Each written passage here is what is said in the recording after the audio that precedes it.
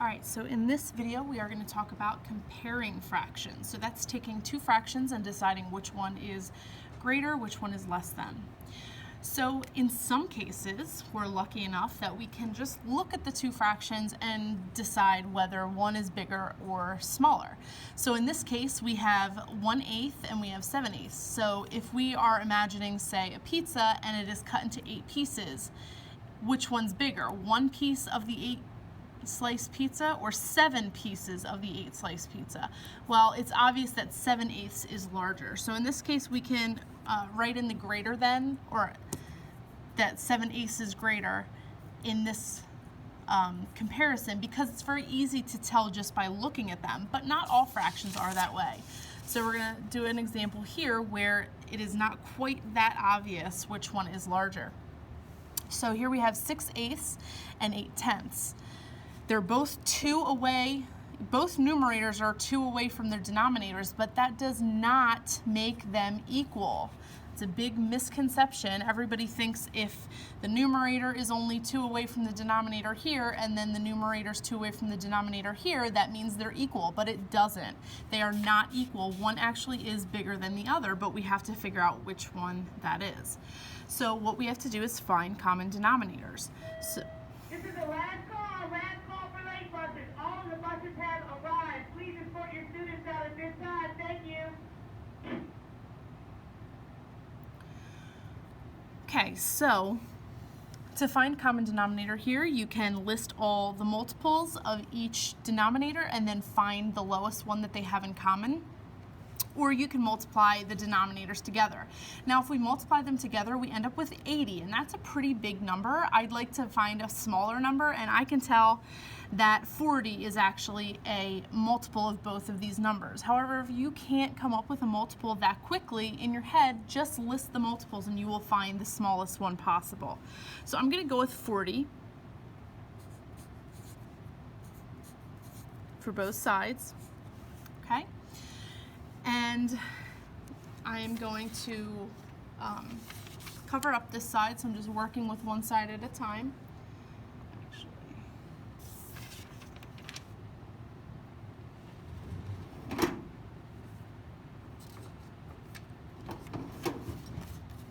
all right, so I'm going to cover up this side, so I'm just working with one side at a time and I'm not distracted. So I need to turn 6/8 into an equivalent fraction with 40 as the denominator. So I need to think to myself, what is the connection between 8 and 40? Well, the connection between 8 and 40 is to multiply by 5. The connection is 5. 8 times 5 is 40. So then I just need to do the same thing on the top. 6 times 5 is 30. So my equivalent fraction to 6/8 is 30/40. All right, so now I'm going to do the other side. And I need to do the same thing here. I need to turn 8/10 into a fraction that has 40 as the denominator. So the connection between 10 and 40 is to multiply by 4.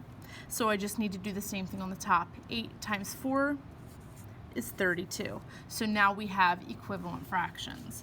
And now I just need to compare them. So I have 30/40 and 32/40. 32/40 is bigger than 30/40, which means 8/10 is bigger than 6/8. Okay? So that is how to compare those two fractions. We're going to do 2 more practice problems. All right, so 3/9 and 1/4. Both of these fractions are closer to 0 than they are to 1, so it is hard to just look at them and tell which one's bigger. So in this case, we definitely have to find a common denominator.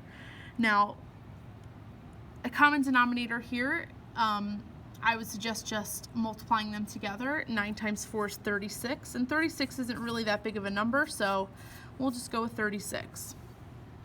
Okay, so same thing, I'm going to cover up one side and then figure out my connection here. So how can I turn this into an equivalent fraction? What's the connection between 9 and 36? That would be to multiply by 4. 9 times 4 is 36, so 3 times 4 is 12. So our equivalent fraction here is 12/36. And then let's work on the other side. Our connection between 4 and 36 is to multiply by 9. And then we'll do the same thing on the top. 1 times 9 is 9. So here we have an equivalent fraction, 9/36.